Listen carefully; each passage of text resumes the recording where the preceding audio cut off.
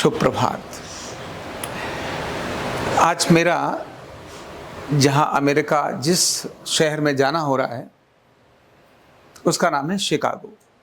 क्या नाम है? शिकागो। और शिकागो शहर भारत के लिए बहुत महत्व रखता है। इसीलिए महत्व रखता है कि स्वामी विवेकानंद जब विदेश की यात्रा में गए थे और अमेरिका में गए थे धर्म संसद में, तो इसी शहर में गए थे। और उनकी घटना है कि वो सन्यासी थे, संत थे। भारत के धर्म ग्रंथों का, भारत की संस्कृति का प्रचार दुनिया में हो, ऐसा वो चाहते ही थे और बहुत बड़े सिद्ध पुरुष थे। अमेरिका में विश्व धर्म संसद हो रही थी। उस समय भारत गुलाम था। ये बहुत पुरानी बात है, 18वीं शताब्दी के अंत की बात है। भारत जब गुलाम था, उस समय पर भारत की कल्चर कितनी भी अच्छी हो, लेकिन गुलाम गुलामी होता है, उसको कोई बहुत ज्यादा पूछता नहीं है। और ऐसे समय पर वो वहाँ धर्म संसद हो रही थी। वहाँ इस्लाम के, ईसाई के और यहूदी और पता नहीं दुनिया के लोग आए थे। तो स्वामी विवेकानंद को भी उस धर्म संसद में जाना चाहिए। ऐसा राजस्थान के एक महाराजा, उन्होंने कहा कि स्वामी जी आप जाइए और वहां अपना विषय रखिए। स्वामी जी को यहां से अमेरिका जाने की यात्रा का जो भी टिकट था, समुद्र मार्ग से गए और वहां पहुंचे। जब वो शहर में पहुंचे तो जो उनके पास, जिसका पता था धर्म संसद में, जिनके पास जाना था, जो धर्म संसद को ऑर्गेनाइज कर रहे थे, जिनका पता था, वो स्वामी जी के पास से कैसे भी गिर गया। और स्वामी जी तो अपने भगवा कपड़े में थे ही। उस समय पर वहां का -30-40 डिग्री टेम्परेचर था। शिकागो का माइनस टेम्परेचर था। अब क्योंकि वहां कोई किसी को घास नहीं डालता, भारत में तो कोई व्यक्ति आए तो तुरंत अपने घर में रोक लेगा, वहां कोई नहीं रोकते, सबके दरवाजे बंद, कहीं कोई एंट्री नहीं कर सकता। जब ये वहां पहुंचे, मौसम बहुत ठंडा था, कपड़े ऐसे ही साधारण से थे। उस ठंड में क्या करें, तो घूमते घूमते, देखते देखते रात को बचने के लिए एक बड़ा कूड़ादान था। कूड़ादान, डस्टबिन। उस डस्टबिन में इन्होंने साफ सूफ करके कैसे भी, और अंदर उसमें एंटर किया और उसमें रहने लगे। -15 समथिंग टेम्परेचर था, लेकिन माइनस में ही बहुत काफी था। सारी रात उस कूड़ेदान के अंदर उस सन्यासी ने गुजारी।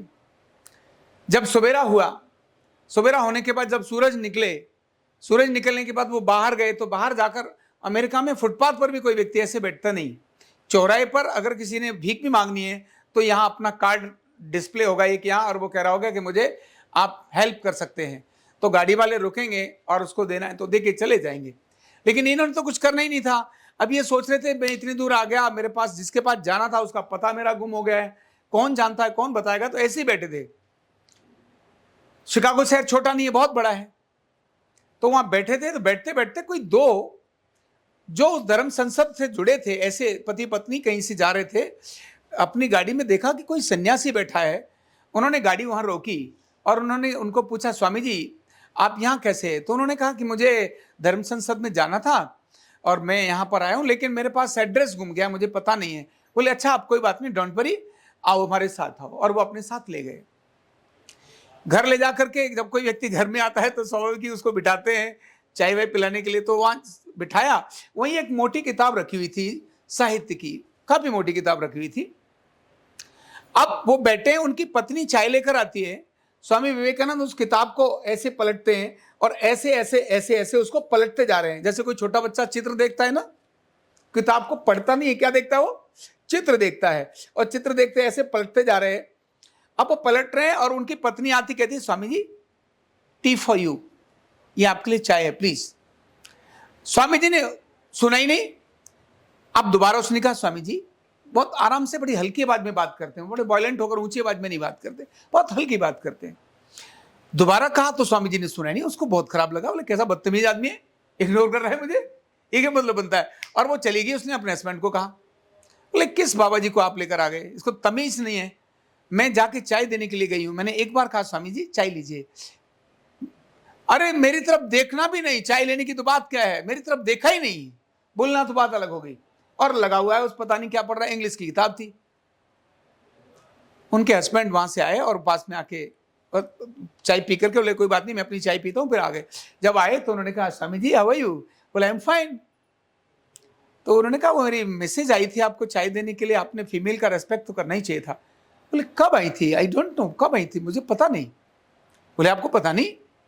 बोले अभी 2 बार उन्होंने आवाज मारी, आपने चाय मैंने उधर सुन लिया, आपने नहीं सुनी। बोले सॉरी मैं सुन नहीं पाया। बोले मैं इस किताब को पढ़ रहा था। बोले किताब में आप क्या पढ़ रहे थे? बोले मैं बस पढ़ रहा था। बोले उन्होंने मजाक में टोन में कहा पढ़ ली? भाई आदमी को होता, बोला पढ़ ली? बोले हाँ मैंने सारी पढ़ ली। क्या बोले वो? मोटी किताब? उन्होंने कहा मैंने सारी पढ़ ली। बोले बकवास। मन में सोचा क्या बकवास करता है, सारी किताब पढ़ ली, वो भी साहित्य की, अच्छे अच्छों को समझ में नहीं आए फिलॉसफी, इसने पढ़ ली। तब इनको स्वामी विवेकानंद को शक हुआ कि लगता है ये मुझे अंडर एस्टिमेट कर गए। तो उन्होंने कहा मैंने पढ़ ली और आप मुझे पूछ भी सकते हैं। और जब उन्होंने पूछा, उनकी पत्नी भी आ गई, जब उन्होंने पूछा कि स्वामी जी इसके बारे में क्या है, बोले हाँ इतने नंबर पेज पर इसका ये आंसर है। पेज, पैराग्राफ और लाइन भी स्वामी विवेकानंद ने बता दी। और उन्होंने कहा कि मैं इसको आगे से पीछे तो सुना ही सकता हूं, पीछे से उल्टा भी सुना सकता हूं। क्या बोले? बैक भी सुना सकता हूं। इतनी जबरदस्त मेमोरी। जैसे ही उन्होंने सुना सरेंडर कर गए। उन्होंने कहा स्वामी जी डोंट वरी, हम वो व्यक्ति हैं जो ऑर्गेनाइजिंग कमेटी के मेंबर हैं, अब आपको हम लेकर जाएंगे। और स्वामी विवेकानंद को वहां लेकर जाते हैं। और हमको पता है कि दुनिया के अंदर स्वामी विवेकानंद का वो भाषण सबसे प्रसिद्ध भाषणों में हुआ है। इससे पहले अमेरिका के अंदर ऐसा कुछ हुआ ही नहीं था। स्वामी विवेकानंद को लास्ट में 5 मिनट दिए गए थे, केवल 5 मिनट, बाकी सब बोल रहे थे, आखिर में केवल 5 मिनट दिए थे। और उस 5 मिनट के भाषण में स्वामी विवेकानंद ने जो पहला शब्द प्रयोग किया, my dear sisters and brothers of America, जैसे ही उन्होंने सिस्टर एंड ब्रदर्स बोला, तालियां ही तालियां, तालियां ही तालियां बजने लगी। 5 मिनट तो तालियां ही बज गई, क्योंकि इससे पहले जितने भी लोग थे वो यही बोलते थे, ladies and gentleman. Swami Vivekananda ने कहा sisters and brothers of America. 5 minute समय हो गया तालियों में, तो विवेकानंद ने कहा सॉरी मेरा टाइम हो गया। तब फिर लोगों ने कहा नहीं आपका समय नहीं, बोलो बोलो बोलो। और फिर स्वामी विवेकानंद ने 15 मिनट की स्पीच दी। उस 15 मिनट की स्पीच में जो भारत का ज्ञान बताया और सारी दुनिया के बारे में जो संदेश दिया कि भाई ये जितनी सारी नदियां जिस प्रकार से समुद्र में मिलती हैं, सारी नदियां जैसे समुद्र में मिलती है जाकर, ऐसे ही सभी जितने भी रिलीजन हैं उन सब की एक ही दिशा है, और वह है भगवान को प्राप्त करना। सभी भगवान की तरफ ही जाते हैं। मार्ग अनेक क्यों न हो, लेकिन रास्ता अनेक क्यों न हो, लेकिन दिशा एक ही है, उसी को प्राप्त करना है।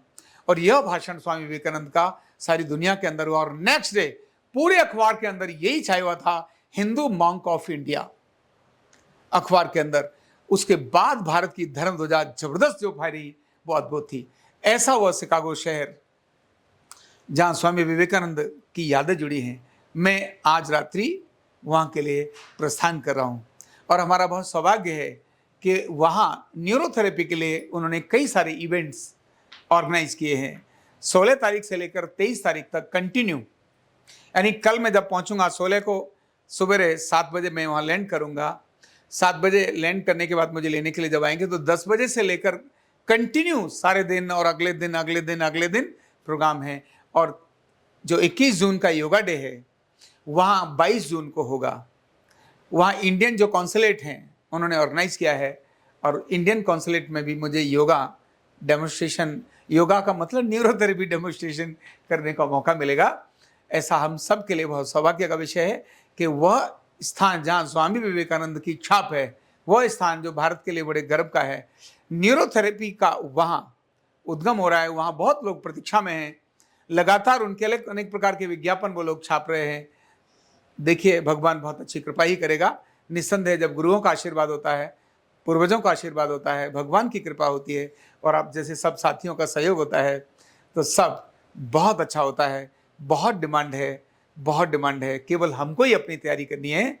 दुनिया तो हमारे लिए ऐसे आंखें खोलकर बैठी है। बहुत बहुत धन्यवाद।